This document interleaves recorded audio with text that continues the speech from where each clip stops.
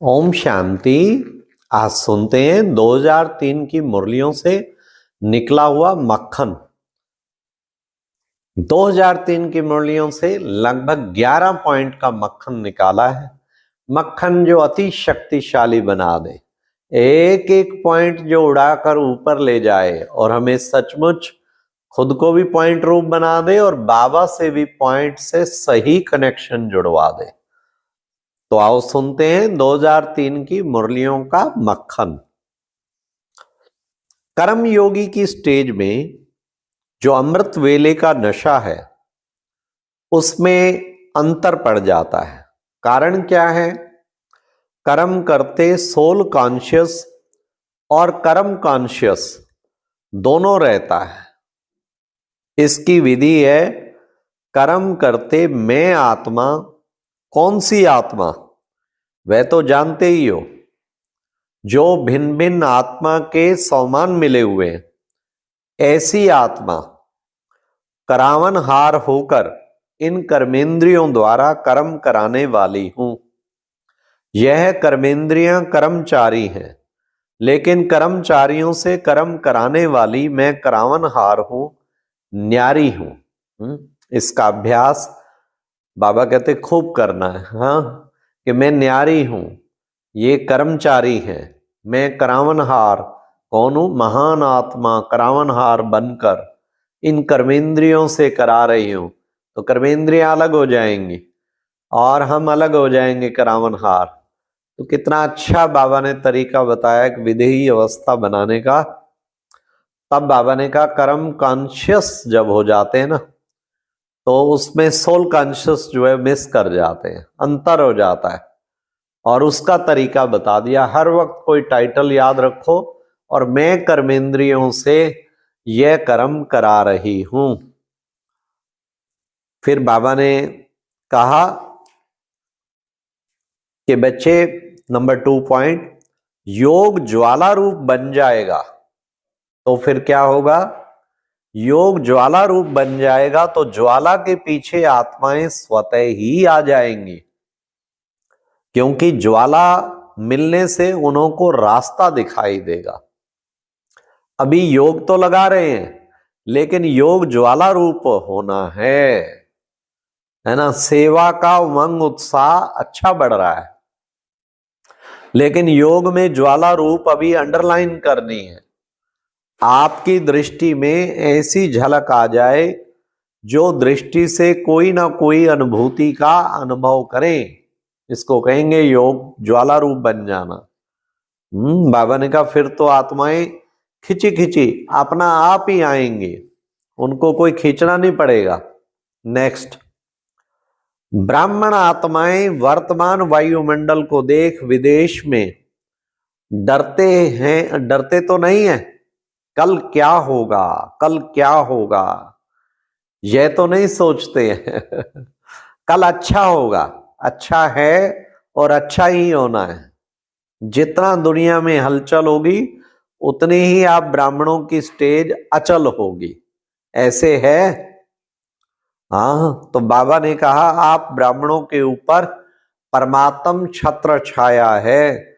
जैसे वाटरप्रूफ, कितना भी वाटर हो लेकिन वाटरप्रूफ द्वारा वाटरप्रूफ हो जाते हैं, ऐसे ही कितनी भी हलचल हो लेकिन ब्राह्मण आत्माएं परमात्म छत्र छाया के अंदर सदा प्रूफ है। बेफिक्र बादशाह होना। प्रतिज्ञा कमजोर होने का एक ही कारण है, एक ही शब्द है। सोचो वह शब्द क्या है? टीचर्स बोलो एक शब्द क्या है? पांडव बोलो एक शब्द क्या है? याद तो आ गया होगा ना। एक शब्द है मैं। अभिमान के रूप में भी मैं आता है और कमजोर करने में भी मैं आता है। मैंने जो कहा, मैंने जो किया, मैंने जो समझा वही राइट है और वही होना चाहिए, यह अभिमान का मैं है। मैं जब पूरा नहीं होता तो फिर दिल शिकस्त भी हो जाते हैं। मैं कर नहीं सकता, चल नहीं सकता, बहुत मुश्किल है। एक बॉडी कॉन्शियस का मैं बदल जाए और मैं सम्मान भी याद दिलाता है। तो बाबा ने कहा सम्मान वाला मैं तो खूब याद करो, लेकिन ये अभिमान वाले मैं को बिल्कुल फिनिश करो, और यही हमारी प्रतिज्ञा को कमजोर करता है। तो प्रतिज्ञा कमजोर नहीं होनी चाहिए, उसके लिए हम बस यही ध्यान में रखें कि मुझे इस देह अभिमान वाले मैं को खत्म करना है। 5th पॉइंट, आत्मा का पाठ पक्का कराया गया था ना शुरू में, तो यह पहला पाठ परिचय नेचुरल बन जाए। नेचर नेचुरल और निरंतर रहती है ना, याद करना नहीं पड़ता। ऐसे हर ब्राह्मण बच्चे की अब समय प्रमाण देही अभिमानी स्टेज नेचुरल हो जाए। कई बच्चों की है, सोचना नहीं पड़ता, स्मृति स्वरूप है। अब निरंतर और नेचुरल स्मृति स्वरूप बनना ही है। लास्ट अंतिम पेपर सभी ब्राह्मणों का यही छोटा सा है। क्या? नष्टो मोहा स्मृति स्वरूप। ये एक पेपर बाबा ने कहा सबसे बड़ा है, सबसे मुख्य पेपर, और नेचुरल रहे। हूं ही आत्मा ना, इसका प्रैक्टिस ऐसी कॉन्शियस सबकॉन्शियस में चली जाए, प्रैक्टिस करते करते कि हर वक्त जैसे मैं आत्मा हूं। तो बाबा ने यही लास्ट पेपर बताया। नेक्स्ट 6th पॉइंट, सबसे सहज पुरुषार्थ। और कुछ भी नहीं कर सकते हो तो सबसे सहज पुरुषार्थ है दुआएं दो और दुआएं लो। सम्मान दो और महिमा योग्य बनो। सम्मान देने वाला ही सर्व द्वारा माननीय बनते हैं, और जितना अभी माननीय बनेंगे उतना ही राज्य अधिकारी और पूज्य आत्मा बनेंगे। देते जाओ, लेने का नहीं। लो और दो, यह तो बिजनेस वालों का काम है। मुझे कुछ मिलेगा तो मैं भी दूंगा। हाँ नहीं, बाबा कहते तो बिजनेस वालों का काम है ना, तुम्हारा काम है देते जाओ, देते जाओ, निरंतर देना, यही तुम्हारा काम है। इसलिए बाबा ने कितना सुंदर बताया, हाँ, कि हर चीज में हमें देना है। देने की भावना जब होगी तो हम सचमुच जो है महान बन जाएंगे। इसलिए ऐसी देने की भावना रखनी है, नहीं तो कई बार लेने की भावना ज्यादा रहती है। हाँ, तो बाबा कहते लेने की भावना ना रहे परंतु देने की भावना रहे। 7th पॉइंट, मनसा प्योरिटी अर्थात सदा और सर्व प्रति शुभ भावना और शुभ कामना। सर्व प्रति वे आत्मा कैसी भी हो, लेकिन प्योरिटी की, रॉयल्टी की मनसा है सर्व प्रति शुभ भावना और शुभ कामना। कल्याण की भावना, रहम की भावना, दातापन की भावना, और दृष्टि में या तो सदा हरेक के प्रति आत्मिक स्वरूप देखने में आए व फरिश्ता रूप दिखाई दे। हाँ, तो बाबा ने कहा ये प्योरिटी की वृत्ति भी और दृष्टि भी, दोनों चीजें बाबा ने कहा परिवर्तन करनी है। कैसी भी कोई आत्मा हो, आपकी शुभ भावना, शुभ कामना ना खत्म हो, वो सदा रहनी ही चाहिए, शुभ भावना भी और शुभ कामना भी। नेक्स्ट बाबा ने कहा मन को जहां चाहो, जैसे चाहो, जितना समय चाहो उतना और ऐसा एकाग्र होना, इसको कहा जाता है मन वश में आ गया। जहां चाहूं, जितना समय चाहूं, जिस समय चाहूं एकाग्र कर दूं, इसको कहेंगे मन को वशीभूत कर लिया। एकाग्रता की शक्ति, मालिकपन की शक्ति सहज निर्विघ्न बना देती है, युद्ध नहीं करनी पड़ती। एकाग्रता की शक्ति से स्वतः ही एक बाप, दूसरा ना कोई, यह अनुभूति होती है। स्वतः होगी, मेहनत नहीं करनी पड़ेगी, स्वतः ही अनुभूति होती ही रहेगी, मेहनत कभी नहीं करनी पड़ेगी। तो कितना सुंदर बाबा ने एकाग्रता की शक्ति का तरीका बताया। नेक्स्ट 9th पॉइंट, चेक करो हर सब्जेक्ट में अनुभव में लाया है। हर सब्जेक्ट को ज्ञान सुनना सुनाना तो सहज है, लेकिन ज्ञान स्वरूप बनना है।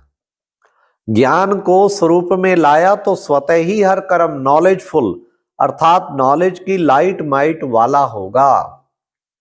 नॉलेज को कहा ही जाता है लाइट और माइट। ऐसे ही योगी स्वरूप योग युक्त युक्ति युक्त स्वरूप, धारणा स्वरूप अर्थात हर कर्म हर कर्मेंद्रिय हर गुण के धारणा स्वरूप होंगे। सेवा के अनुभवी मूर्त सेवाधारी का अर्थ ही है निरंतर स्वतः ही सेवाधारी, चाहे मनसा चाहे वाचा चाहे कर्मणा चाहे संबंध संपर्क, हर कर्म में सेवा नेचुरल होती रहे। इसको कहा जाता है चार ही सब्जेक्ट में अनुभवी स्वरूप। हाँ, तो ऐसा अनुभवी स्वरूप बनना है। नेक्स्ट, अभी बाप दादा की सभी बच्चों में यह श्रेष्ठ आशा है, फिर बाप की प्रत्यक्षता होगी। कौन सी आशा? आपका कर्म चलन चेहरा स्वतः ही सिद्ध करेगा, भाषण से नहीं सिद्ध होगा। भाषण तो एक तीर लगाना है, लेकिन प्रत्यक्षता होगी। इनको बनाने वाला कौन?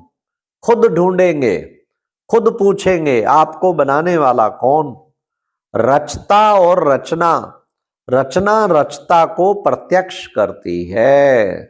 तो बाबा ने आज भाषण से भी अधिक, क्लासेज कराने से भी अधिक जो सबसे बड़ा नंबर दिया है, आपका चाल चलन चेहरा वो प्रत्यक्ष करे, आपकी practical life. Last 11th point है, बाप दादा ने जमा का खाता बहुत सहज बढ़ाने की गोल्डन चाबी बच्चों को दी है। जानते हो चाबी क्या है? मिली तो है ना। सहज जमा का खाता भरपूर करने की गोल्डन चाबी है। कोई भी मनसा वाचा कर्म किसी में भी सेवा करने के समय एक तो अपने अंदर निमित्त भाव की स्मृति रहे, और निमित्त भाव निर्माण भाव शुभ भाव आत्मिक स्नेह का भाव, अगर इस भाव की स्थिति में स्थित होकर सेवा करते हो तो सहज आपके इस भाव से आत्माओं की भावना पूर्ण हो जाती है। यह है गोल्डन चाबी। अच्छा, ओम शांति। ये था 2003 की मुरलियों से निकला हुआ मक्खन। इस सब पॉइंट्स को एक बार नहीं अनेक बार सुनना, 2-3 दिन तो लगातार सुने तो आपको बहुत अच्छी अंदर बुद्धि में जम जाएंगी और उससे धारणा भी बहुत अच्छी होगी। अच्छा, ओम शांति।